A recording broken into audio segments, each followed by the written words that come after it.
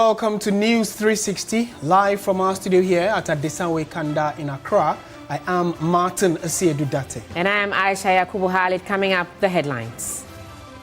News 360 headlines is brought to you by Flamingo Paint, Pepsodent Charcoal and Pepsodent Herbal, EcoBank. Accra Circuit Court sentences self-acclaimed prophetess Patricia Asiedu, popularly known as Nana Agradaa, to 15 years in jail for charlatanic advertisement and defrauding by false pretense. Also coming up, minority in parliament accused the Electoral Commission of bowing to political pressure in its decision to rerun Ablekuma North constituency.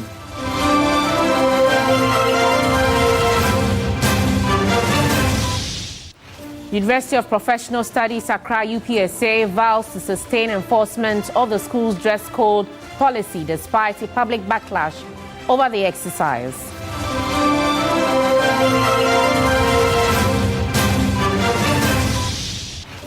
And later in business, finance experts project single-digit inflation by September, citing cedi stability and tight monetary policy.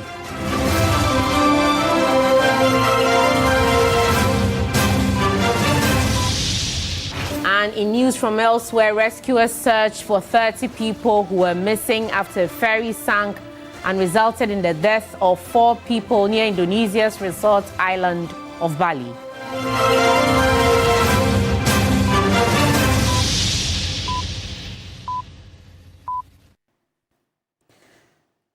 Well, the details of these and many more stories, including sports and entertainment, coming up over the next 1 hour. Do stay with us. We are starting from issues relating to education, where the Tertiary Education Workers Union of Ghana, TEWU-GH, has declared an indefinite nationwide strike effective Thursday, July 3, 2025, following the expiration of a 7-day ultimatum issued to government authorities over unresolved grievances regarding union representation on the Governing Council of Traditional Public Universities. The strike stems from the government's decision to recognize TEWU-TUC as the workers' representation on universities' governing councils, despite TEWU-GH's claim of majority membership and legal right to representation. Addressing the media in Kumasi, the national chairman of the union, Suleiman Abdul Rahman, argued that the decision violates democratic principles, labor laws, and fair representation in Ghana's tertiary education sector. He demands the immediate and unconditional withdrawal of TEWU-TUC's appointment as workers' representative on governing councils, given the blatant disregard for democratic principles and the right of majority union.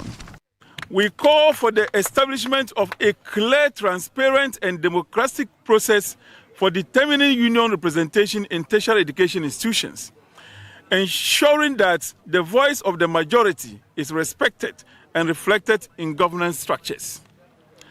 We will not compromise on our demands or back down in the face of adversity. In accordance with our union's constitution and the provisions of the Labour Act 2003, Act 651, and the powers vested in me, TEWU-GH hereby declare an indefinite strike action effective today, Thursday, 3rd July 2025, until our demands are met. TEWU Ghana has a long way to go, but has got to say. Sorry, let's go to the phone lines now and speak to the General Secretary of the Teachers and Education Workers Union, which is TEWU-TUC. So for those of you who may be following or not know what exactly is happening, these are two different groups. Both have TEWU, but one is TEWU-GH and then we have TEWU-TUC. So we now have King James Azotiba with us. He is with TEWU-TUC. Mr. Azotiba, good evening. Thank you for joining us on News 360. Yeah, good evening to you and your listeners. Can you help us understand the difference between your group, TEWU-GH and TEWU-TUC, so that then we can proceed with the rest of the interview? Okay. So the Teachers and Educational Workers Union of the Ghana TUC is the mother union of all educational support workers, both in the pre-tertiary and in the tertiary institutions. The Tertiary Education Workers Union is a breakaway group, a group that has broken away from the mother body, and they are trying to establish themselves as an enterprise union in the public university. Yes, that's the difference. We have to warn them from using the name TEWU, because TEWU is the acronym. The acronym for the Teachers and Educational Workers Union. And they coined that one to deceive the public, and we have told them to desist using TEWU. We should rather refer to them as the Tertiary Education Workers Union. Okay, so the clarity or the difference you are bringing is that they are Tertiary Education Workers Union, and then one is... Yes. And then teachers and Education Workers Union. Okay, so tertiary and teachers. Okay. Yes. So how come you are saying they are a breakaway, and because of that you do not recognize them, and they have coined the similar acronym of TEWU to confuse people? Why would you say that? Okay, most of them were our former local union executives. And when I say a local union executive, in the TEWU structure, the workers group in the university, like Omicron University of Science and Technology, like University of Development Studies, like University of Ghana, it's a local union. Right. So they have the local executive. And for our arrangement, the chairman of that local union goes to council. These gentlemen that we're talking about have represented the Teachers and Educational Workers Union as executives in council. They've done that for 2 terms. Their 2 terms have expired. They are supposed to allow us to elect other people to be chairmen. They say they will not go. And as a result of that, they decided to break away and form their own union. Fine. It's freedom of association, so we don't have any problem with that. Okay. They have threatened a strike. What kind of impact do you foresee this having on the general work of, Tertiary Education Workers Union? Well, for us, as a Teachers and Educational Workers Union, a very experienced trade union practitioners since the 1960s, we do not know how effective the strike will be, because for our members in the public universities and other staff members of the public universities, everybody will be working. And so it is not for me to say how effective it will be, because if you embark on a strike which have no basis, it's not with the employer to allow them to continue or not to continue. Right. And be mindful, they are employees of the university, so they cannot take the law into their hands. But if that's what management wants to allow them, I don't have any problem with that. All right. Mr. Azotiba, thank you for your time on this subject. We will definitely be talking about it in the coming days. King James Azotiba is General Secretary of TEWU TUC. Let's move on to another topical issue, Martin. The University of Professional Studies, Accra, UPSA, has condemned the manhandling of a female student captured in a viral video circulating on social media during an enforcement of a dress code. The school is, however, vowing to sustain its dress code policy until sanity is maintained on campus.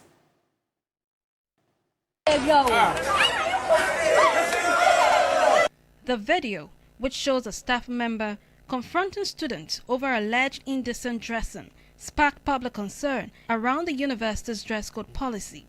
Director of Public Affairs at University of Professional Studies, Accra, Abba Loko, clarified that while the institution upholds its dress code policy without compromise, the incident involving the female student was taken out of context. You ask anybody who is walked through here, the adherence to the dress code it's not something that the university will compromise on.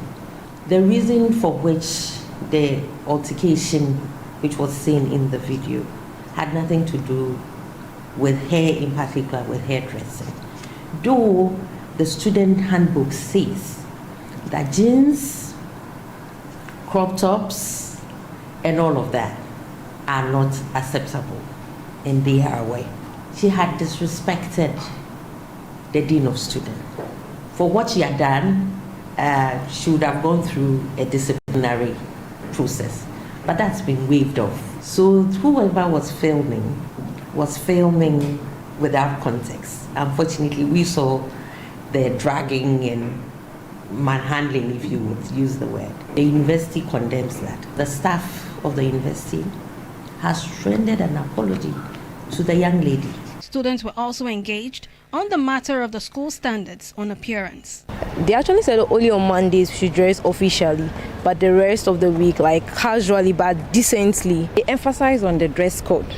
So if they keep telling you this and you do otherwise, I believe you have given yourself up to be treated in an awkward manner. In our student handbook, it states that we should dress professionally. Some people can wear short skirts and then crop top. It's not fair. They made mention of that UPS is a professional school, so we do everything as professionals. We have some students who are so stubborn. Management should kindly take it easy with us. The objective, she explained, is to instill discipline and groom students for the professional world. You do not expect students to walk into class in their pajamas and in their slippers.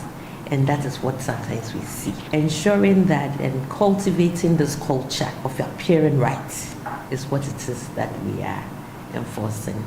And we will continue to do that, but in a very respectful manner. Let's go on to some other stories. Now, the minority in Parliament has accused the Electoral Commission of bowing to political pressure in its decision to rerun elections in some polling stations at the Ablekuma North constituency. The caucus is demanding that the commission be invited to brief the House, noting the worry that the move is unfair. Christian Yali reports that they also took on the newly launched 24-hour economic policy that government launched yesterday and called it a PR gimmick. According to the minority, the integrity of the Electoral Commission is coming under serious question following the Commission's own departure from an earlier decision it took to not rerun elections in the Ablekuma North constituency. They have described the latest move by the EC to rerun 19 polling stations of that constituency as unjust, unfair, and one that brings the reputation of the EC under serious scrutiny. It is unfair. It is unjust. Is it the case, and I don't want to believe that that is the case, that the recent public comment by some senior politicians is what is compelling EC, perhaps to secure their job? They want to succumb to the whims and caprices of certain extremists or certain hardliners. It is not fair. Members of the caucus were uniform in their demand for the Electoral Commission to appear before the House next week to answer urgent questions on the matter raised. I'm just asking the leader of the House to invite the Electoral Commission to give us the basis in line with Article 23 and 296 of the Constitution, the discretion that the EC has to, come out with this particular directive. I think Parliament has to be informed accordingly. The majority leader, Mahama Yarga, in a response today, urged the House not to politicize the issue at hand. If the scanned pictures were not verified by their own presiding officers, on what basis should that be used? That is why they are calling for a rerun of those 19 polling stations. I don't know why you are afraid. Let us not try to politicize this. But that wasn't the only issue. The minority also had concerns raised about the launch of government flagship 24-hour economy policy, describing it as a mere PR tool that is meant to take people's attention off the real-time economic struggles. They are so-called 24-hour economy. Yesterday they launched it. without due regard to Parliament. We in the minority see this as a mere PR tool to distract from real-time economic hardship and win public goodwill. Because you've just increased tariffs. Even you introduce a levy which the people call a doomsday levy. And again, the majority leader had to intervene with some response. You must understand 24 hours economy. And it was presented to this House. The $4 billion that is being discussed is not government money. The $4 billion is going to be private sector money with small government support to catalyze those ones. The issue about the alleged missing excavators was raised by the minority, but the majority leader explained that they will get in touch with the ministry to find out if indeed those claims can be ascertained. Beginning next week, Parliament is expected to add Mondays and Saturdays to its sittings to make room for some legislative instrument that would mature over the period before the House adjourns sine die. Christian Yale, TV3 News, Parliament. Meanwhile, the opposition New Patriotic Party has served notice of challenging the Electoral Commission's decision to rerun the Ablekuma North parliamentary elections in 19 polling stations. The party maintains its candidates won the polls and that the EC lacks the legal mandate to call for such a rerun. General Secretary Justice Frimpong Kodia addressed a news conference. Under the law, it is only a court of competent jurisdiction that can order a rerun of elections duly conducted by the Electoral Commission. So the Electoral Commission has no power, no authority to determine a rerun for Ablekuma North, except by the court. Except by the court. In any case, we have evidence that some of these presiding officers were in fact at the collation center, and where they verified the results from their polling stations. We are a nation of rule of law. We owe it to our dear country Ghana and prosperity to rise above our parochial or partisan considerations in order to defend our democratic gains.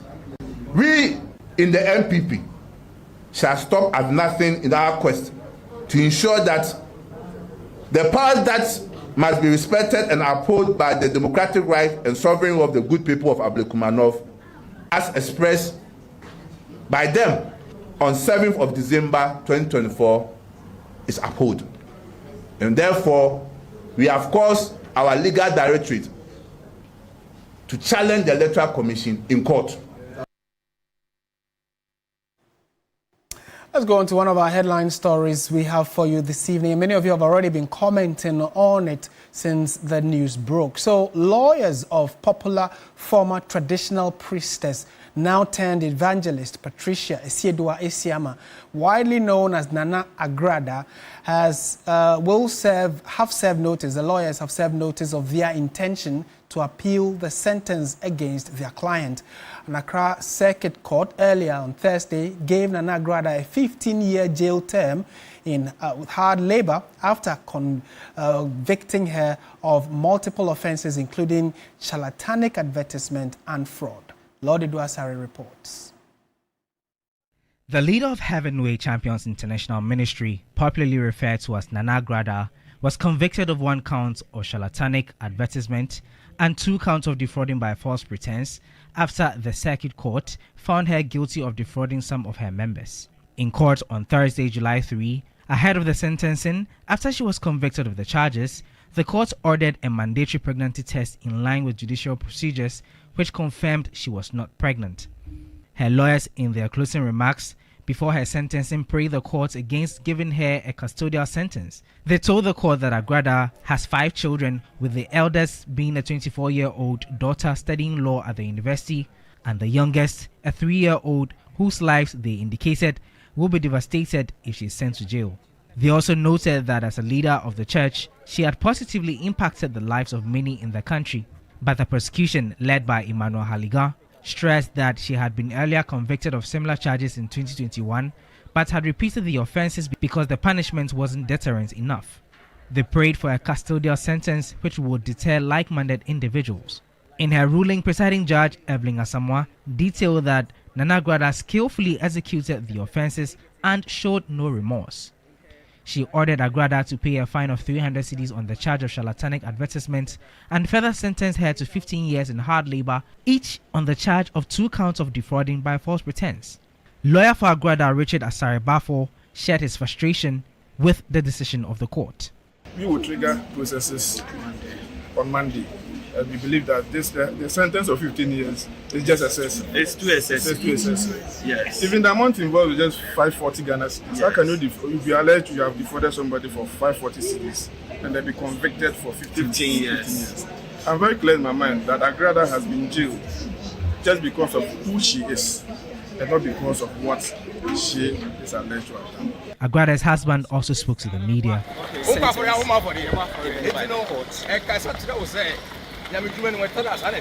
Per the facts of the case, Nana Agradaa displayed the bundles of money during an advert on Today's TV where she promised to distribute 300,000 cedis and encouraged members of the public to attend an all-night service for a share of the money. She urged them to pay monies with the promise to double the amount, but failed to do so. She was subsequently arrested and arraigned before the court. Lord Irasari, TV3 News, Accra. Moving on, the Director General of the Ghana Meteorological Agency has reacted to threats by staff to withdraw their services over unjustified delay in the implementation of their conditions of service. Dr. Eric Isuman denied accusations that he's only interested in procurement instead of prioritizing the welfare of workers. Some staff who spoke to us on conditions of anonymity expressed deep concern and frustration about their conditions of service. Director General Dr. Eric Isuman categorically denied reneging on staff welfare, adding he has spearheaded the effort to get the first ever conditions of service. Since 2004 till date, they've never had condition of service attached to their work. I have initiated a process of developing condition of service, working with the union. And we have walked through this from 2024 till now. The document was with fair wages. As I speak, you're not going to send the documents to fair wages. That's so unfortunate. Some staff also accused the Director General of only interested in procurement. In fact, as I speak to you, from last year till this year, the major procurement item that has happened in this organization are four procurement items. GMET, over the years, is one of the public institutions that has suffered from high attrition rate, a phenomenon workers attribute to a poor working environment. Staff sent TV3 some pictures of snake-infested offices, non-functioning Stevenson screens and thermometers, and self-recording rain gauge used in weather forecasting in their 21 stations. Dr. Isuman admitted the challenges, but said the way to go is to procure more automatic weather stations and gradually phase out the manual equipment. Last year, with the Minister of Agric, a project under Minister of Agric called a Food System Resilient Project, FSRP, procured for GMET 20 automatic weather stations last year, which we have installed. So a manual station that have this equipment are 22, in fact now 21. Last year, we got 20 automatic weather stations under FSRP project. And so we are working to replace or attach these automatic weather stations to the manual. While most people agree weather forecasting has improved in recent years, the need to retool GMET and provide staff with favorable working conditions is crucial, owing to the sadly huge role they play. It currently generates internal revenue from the Ghana Airports Company and selling of data to support operations. Despite these channels, the agency is unable to generate enough to improve infrastructure. Staff believes management can do better. Now, President John Dramani Mahama has charged 7 newly appointed Supreme Court justices to adorn their robes of office solemnly to repose the trust and confidence of the Ghanaian public. At the swearing-in ceremony at the Jubilee House, the president also urged the depoliticization of the judiciary. The singular opportunity of elevation to the highest court of the land was almost long overdue. The journey for some of us up to today has been exceptionally long. You have the faith and confidence that this day will arrive. Finally, it has arrived. The dreadful questions that our children ask, Daddy, this time to your name hasn't come on the list. Today is over. That I will bear true faith and allegiance to the Republic of Ghana as by law established. The president administered the oath of office, allegiance, and secrecy. Justice Senyu Jamape, Sir Dennis Dominic Eje, Simon Subari, Philip Bright Mensah, Janapari Ajua Battles Kujo, Hafisatu Amaliboba, Justice Kwikuteria Akabuafo have all been sworn in. The call from the president was for the justices to interpret the law with depth, empathy, and relevance, taking into account the realities of Ghanaians. This robe is not simply a mark of office, it is a public trust. It is a symbol of service, humility, and accountability. Wear it with wisdom. Interpret the law not just as it is, but as it ought to be, alive to context and sensitive to the lived realities of the Ghanaian people. Speak through your judgments, not your opinions. Show leadership through principle, not preference. Let your legacy be measured in volumes of law reports, the lives you touched, the precedents you set, and the public trust that you preserved. Public trust, the president opines, has waned, imploring them to be fair and just. We must protect our courts from political interference, economic manipulation, and public intimidation. An independent judiciary is not a threat to government. It is a partner in nation building. We need justices who are not swayed by popularity or pressure, but are anchored in the Constitution and driven by a genuine desire to uphold justice without fear or favor. We need a judiciary that understands that legal certainty and predictability are essential for good governance, investor confidence, economic growth, and social cohesion.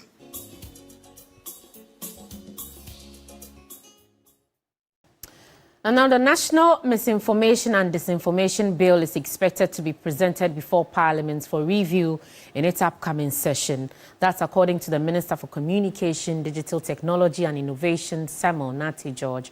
According to him, the bill is a crucial step in safeguarding Ghana's digital information ecosystem against falsehoods and harmful online content, which threaten public trust, national security and democratic engagement.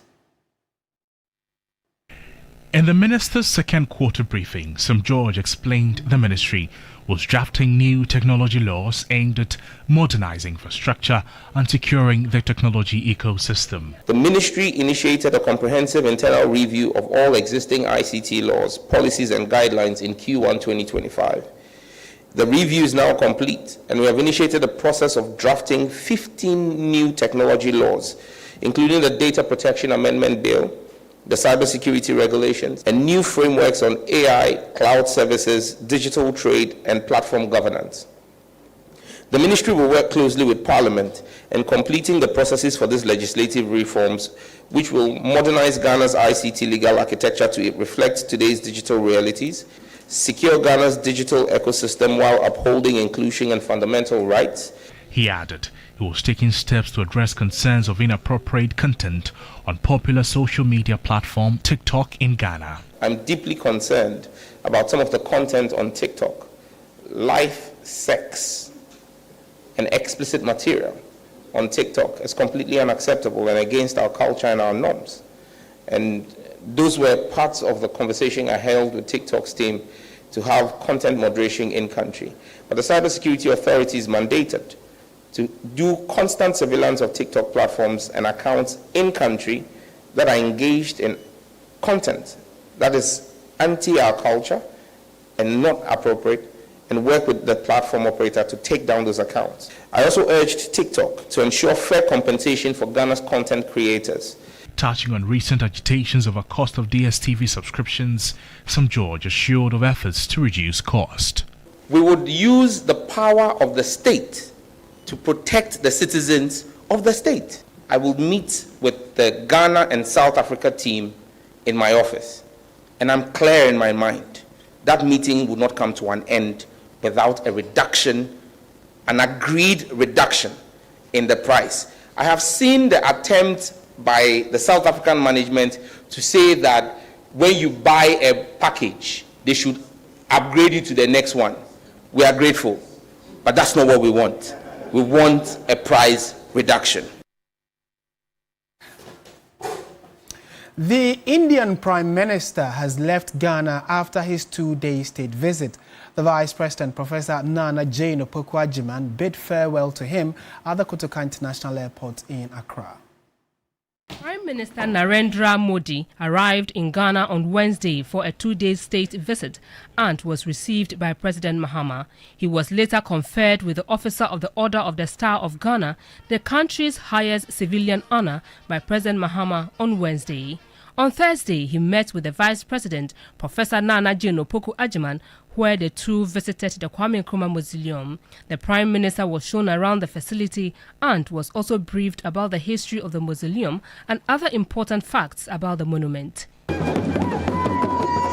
The two then proceeded to Parliament House, where the Prime Minister addressed members of the House. At the airport, Narendra Modi expressed gratitude for the warm hospitality and fruitful discussions during the two-day visit. The Vice President, Professor Nana Jane Opoku-Agyeman, thanked the Prime Minister for his visit and looked forward to continued cooperation between the two countries. Here at the Kotoka Airport, where the Indian Prime Minister has just boarded the flight, he was seen off at the airport by the Vice President, Professor Nana Jane Opoku-Agyeman, and the Foreign Affairs Minister, Samuel Okudzeto-Oblakwa. This is after his two-day visit to the country. From the airport, Evelyn Tengma, TV3 News. Still watching News 360 on TV3. Stay with us. We have business for you right after the break.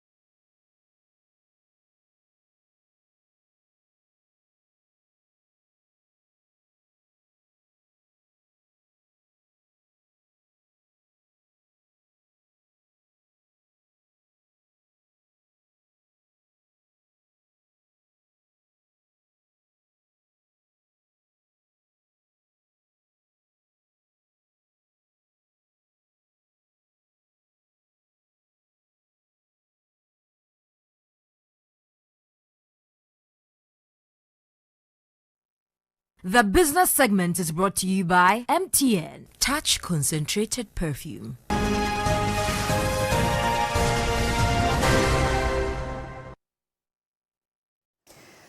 Welcome back. It's time for Business Now. Menu Afo joins us. Menu, how are you doing? Fine, thank you, Aisha. What is happening in the world of business? Well, we know that the economy has been performing quite well recently. Yeah. So experts are kind of anticipating a single-digit inflation in some months to come. And we have fingers crossed. Yeah. A yellow outfit. I'm lost in a red gold. Right. Yeah.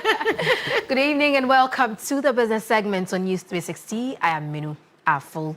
A finance expert has projected Ghana's annual consumer inflation to hit single digits by end of September 2025. This forecast by Head of Finance at Melbourne Capital, Nelson Kujo Kwabeji, significantly beats government's year-end forecast of 11.9%. The Bank of Ghana has a medium-term inflation target of 8 plus or minus 2% and revised its timeline for achieving single digits to the second quarter of 2026. Meanwhile, Head of Finance at Melbourne Capital, Nelson Kujo Kwagweji, is projecting a single-digit inflation by September 2025. The end-of-year target is 11.9%. Currently, we are 13.7%. And so by the end of third quarter, which is September 2025, we may be hitting a single-digit inflation. We expect inflation to hover around 9 to 10%. His optimistic outlook is primarily attributed to the sustained stability of the cedi and the Bank of Ghana's consistent tight monetary policy. Government decided not to spend so much, and that also contributed significantly towards the disinflationary pressures. Bank of Ghana has used this monetary policy tool to absorb and drain excess liquidity from the system, and this has also contributed towards the disinflationary pressure. In fact, the cedi has enjoyed relative stability and currently being traded at 10.30 at interbank. Nelson Kujo Kwagweji's projection offers a more immediate prospect for consumers and businesses alike. Businesses will enjoy relative price stability, and government-owned, position will be that, confidence is bouncing back, hope is bouncing back, and to investors, they can easily come and invest within the Ghanaian economy. A single-digit inflation rate means that the general price level of goods and services is increasing at a slow and predictable rate, thereby preventing the erosion of purchasing power for ordinary citizens.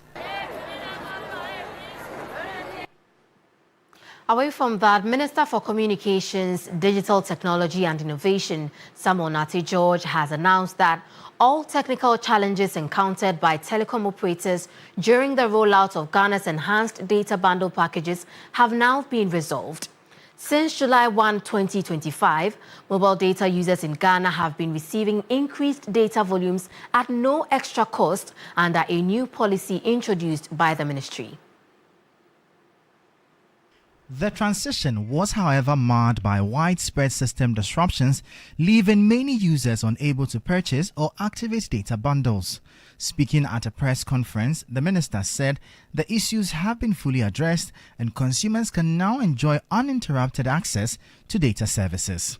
All mobile bundles, irrespective of price, have increased by 15%.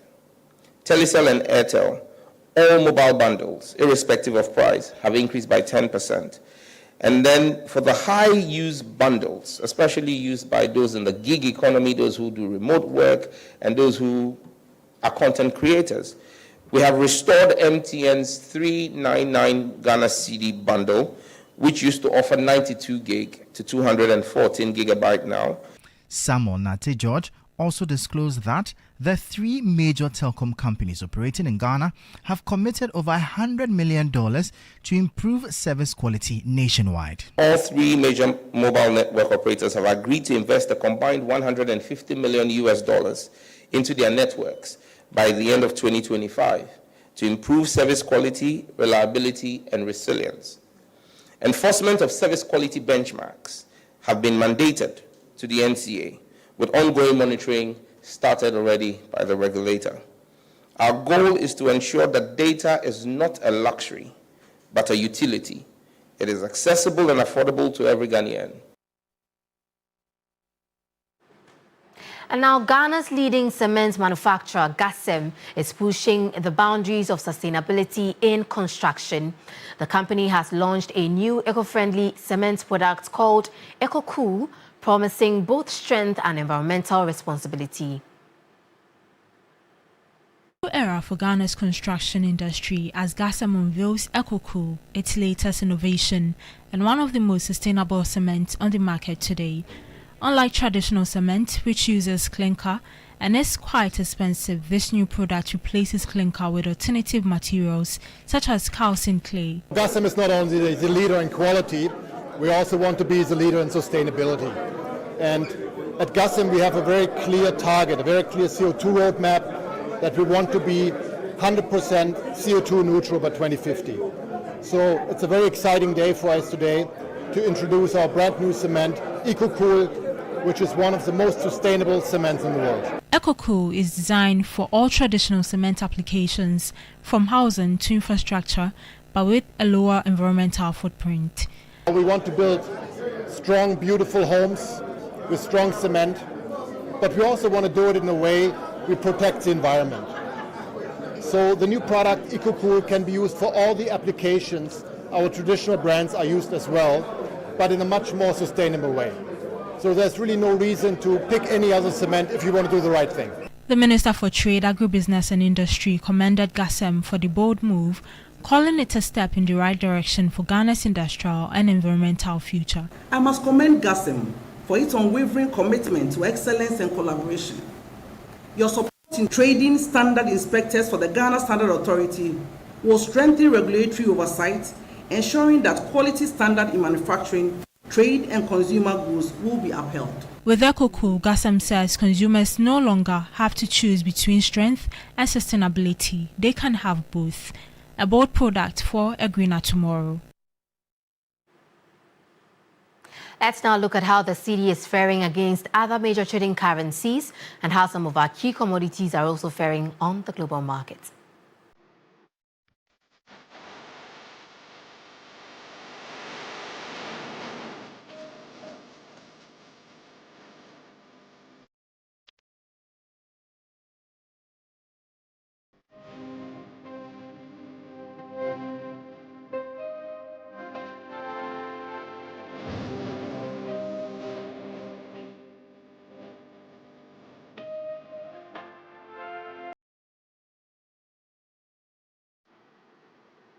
Well, that's it for Business Tonight on News 360. I am Minu Afo. Stay with us. Sports News comes up next.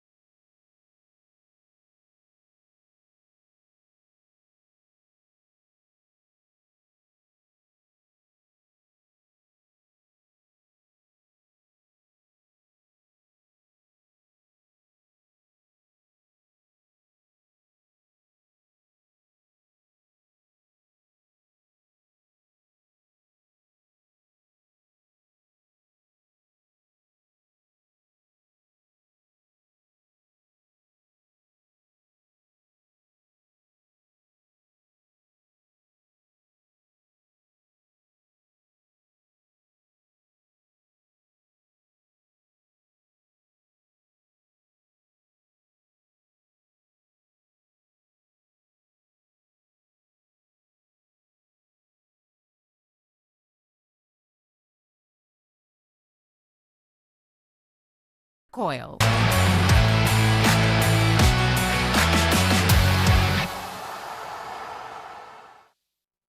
Time for the latest in the world of sports, and Oreku Ampofo is with us in studio. Hello, Oreku. Hi, Martin. So the day started on a sad note, yeah. The passing of Liverpool's Diogo Jota. Yeah. Do we have any updates on what's going on so far regarding that? And so, yeah, there's been a number of tributes. We're hearing that due to the burns of the body, the funeral is likely to be either before the weekend or during the weekend as well. Liverpool have also issued a number of statements, and so we'll get the updates on that as well. Yeah, thank you. Let's get into the details now. Well, before we get into that, ahead of the 2025-2026 CAF Champions League, Sport and Recreation Minister Kofi Adams has pledged to support and solicit funds for Bibiani Gold Stars. Gold Stars were crowned winners of the 2024-2025 Ghana Premier League and thus have been handed the mandate of representing the country. He made this proclamation when Gold Stars presented the trophy to the ministry. Football is being organized well.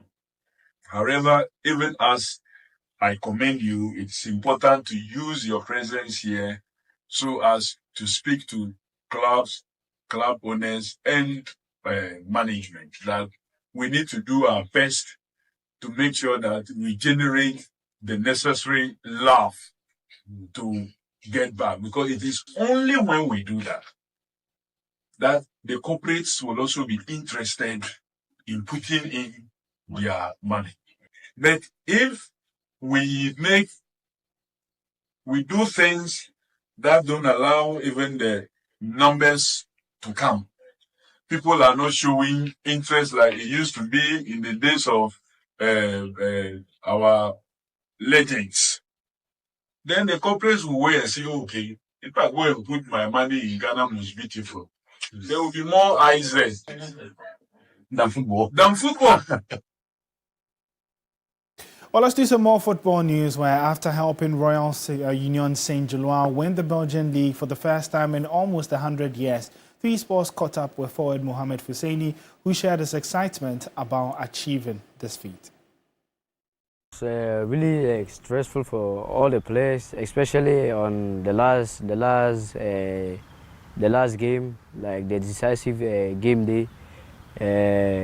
When we were playing 1-1, I was like, nah, this is crazy, you know, because we were so like close, and then it was 1-1. Everybody was like a bit nervous in the first half, but then the second half we had to be ready and then go like make sure we won the game, and then we did, and then we were the champions of the Belgium League.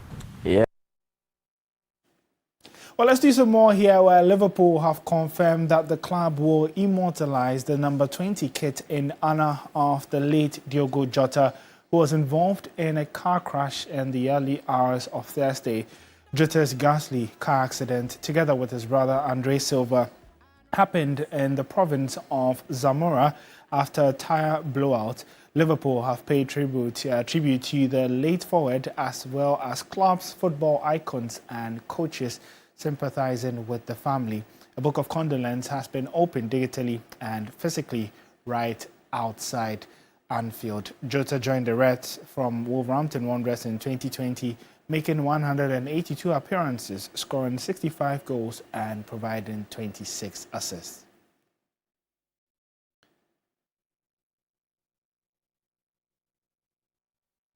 We do have more updates for you on our social media handles at 3 Sports GH. My name is Oreku Ampofo. Up next on the bulletin is entertainment.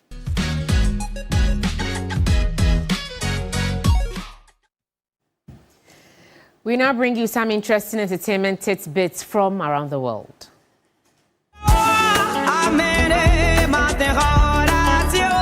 Beninese singer and 5-time Grammy winner Angelique Kidjo has made history as the first African artist selected for a star on the Hollywood Walk of Fame as part of the class of 2026. The announcement was made by the Hollywood Chamber of Commerce. With a career spanning over 4 decades, Kidjo is known for blending Afrobeat, jazz, funk, and traditional West African music.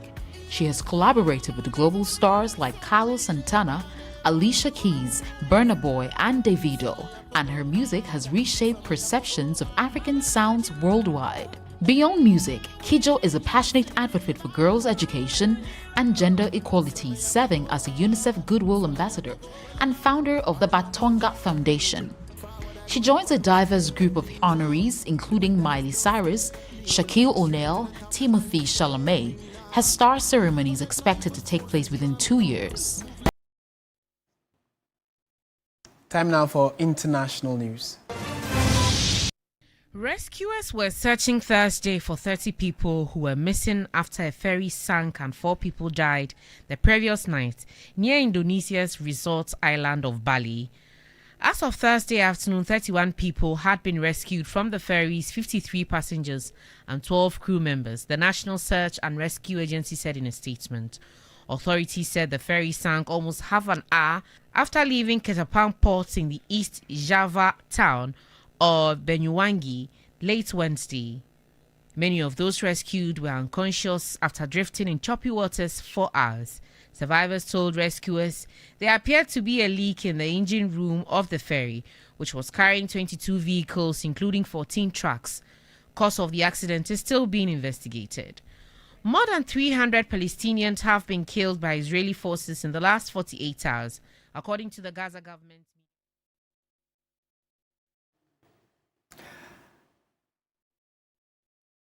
And that's how we bring the bulletin to an end. Thank you so much for watching. I am Martin Asiedu-Dartey. And I'm Ayisha Yakubu. Have a good evening.